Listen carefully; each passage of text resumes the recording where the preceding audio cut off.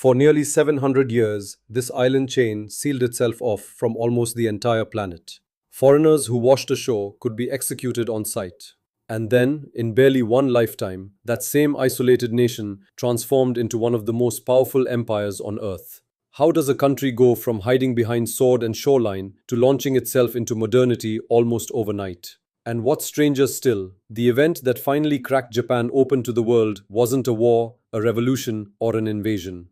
It was a handful of black ships that appeared one morning off the coast, carrying no army at all. Stick with me, because by the end of this video, you'll understand exactly what happened on that morning and why it still shapes the Japan we know today. Japan's story begins with geography, and geography here is almost everything. A chain of islands separated from the mainland by an often unpredictable stretch of sea meant that whatever culture, religion, or technology arrived from Korea and China came in waves, not floods. Early communities during the Jomon period lived for thousands of years as hunter-gatherers, remarkably stable and remarkably isolated. Then came the Yayoi period, when rice farming, bronze, and iron arrived from the continent, and with them, the first real social hierarchies. Out of this slowly emerged a belief system native to the islands themselves. Shinto, a faith built around spirits inhabiting nature, mountains, rivers, and ancestors. It's from this same cultural soil that the Imperial family planted its most powerful piece of propaganda: the claim that Japan's rulers were direct descendants of the sun goddess Amaterasu herself. A useful thing to believe if you're the one sitting on the throne. By the time of the Yamato state,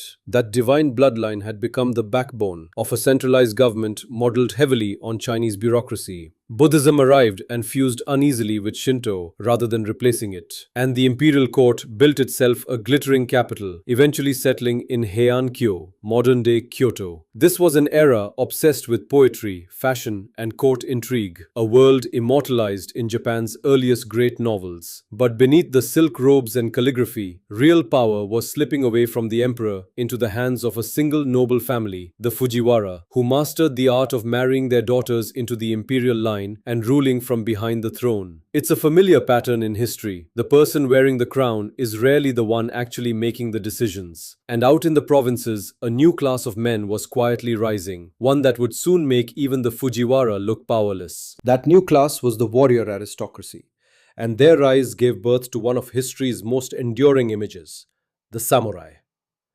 As court nobles grew soft on poetry and politics, provincial military families grew strong on land and loyalty. Eventually, one of them, the Minamoto clan, seized real power and established the Kamakura shogunate, reducing the emperor to a symbolic figurehead who would remain in that position on and off for the better part of 1,000 years. It was during this period that Japan faced its first true existential threat from outside, when the Mongol Empire launched two massive invasion fleets. Both times, sudden typhoons scattered the ships before they could land, storms the Japanese came to call kamikaze, the divine wind. It cemented a national myth that the islands themselves were protected by something greater than any army. But myths don't stop civil wars, and Japan's bloodiest chapter was still to come. The shogunate that followed the Kamakura eventually crumbled, and without a strong central authority, Japan fractured into what's remembered as the Sengoku Jidai, the age of warring states. For roughly a century and a half, regional lords called daimyo fought each other relentlessly for territory, in shifting alliances soaked in betrayal and ambition. Out of this chaos rose three men who would, one after another, drag the country back toward unification. Oda Nobunaga, a ruthless innovator who was among the first to use firearms effectively on the battlefield. Toyotomi Hideyoshi, a low-born soldier who rose to become supreme ruler through sheer strategic brilliance.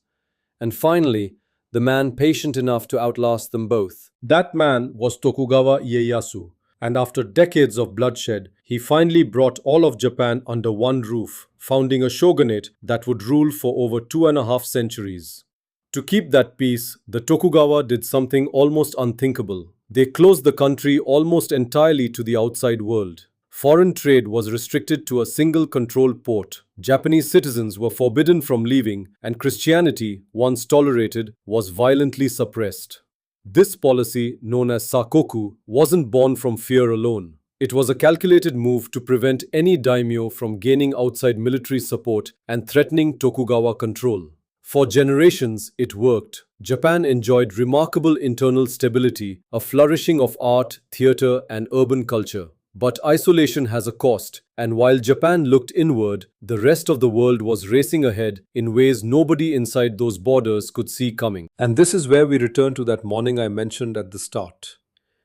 In 1853, an American Commodore named Matthew Perry sailed into Edo Bay with a small fleet of heavily armed steam warships. Ships the Japanese had never seen the likes of, belching black smoke and bristling with cannon.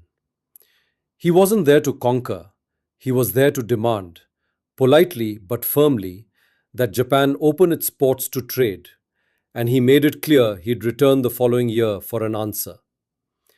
That single visit exposed just how far behind the shogunate had fallen, technologically and militarily, and it shattered the illusion of control that had held the Tokugawa together for 250 years. Within just over a decade, the shogunate collapsed entirely, and imperial rule was restored under Emperor Meiji. What followed was one of the most astonishing transformations any nation has ever undergone.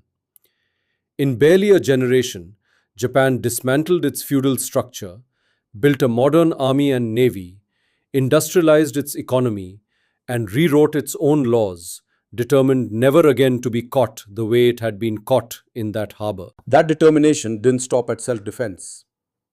Having watched Western powers carve up Asia, Japan decided the only way to avoid becoming a colony was to become a colonizer itself.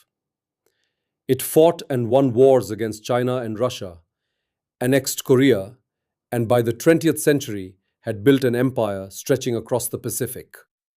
That ambition would eventually pull Japan into the Second World War, a conflict that ended in catastrophic destruction, including the atomic bombings that remain some of the darkest chapters in modern history, and a surrender that brought foreign occupation to Japanese soil for the first time in its history. What came next may be just as remarkable as the Meiji transformation. Under American occupation, Japan adopted a new pacifist constitution and within a few short decades rebuilt itself into one of the largest economies on the planet, driven not by conquest this time, but by manufacturing, technology, and an almost obsessive dedication to quality and discipline. The same nation that once sealed its ports against the world became one of the most connected, and the same culture that once bent entirely to the will of samurai lords now exports its stories, its games, and its art across the globe. Isolation, upheaval, reinvention. It's a cycle that keeps repeating throughout Japanese history. And if you look closely, you can still see the fingerprints of that morning in Edo Bay, in the country Japan chose to become. Thank you for watching. See you in the next episode.